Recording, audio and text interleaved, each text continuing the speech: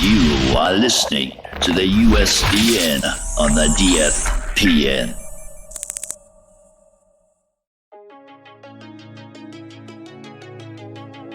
We have a new premiere with Be Not Afraid, Issue 1, written by Jude Ellison S. Doyle, art by Lisandro Estherren, and covers by Reiko, Murakami, and Abigail J. Hardin.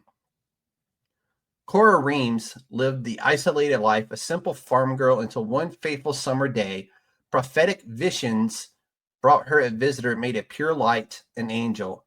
In the aftermath, Cora gave birth to a child, a Nephilim, the offspring of an angel and a human woman, seemingly endued with evil itself.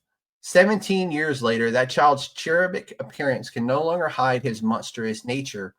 Frauds boil in their skin as he passes. Crops rot. The town people live in fear, knowing that atrocities follow closely behind him.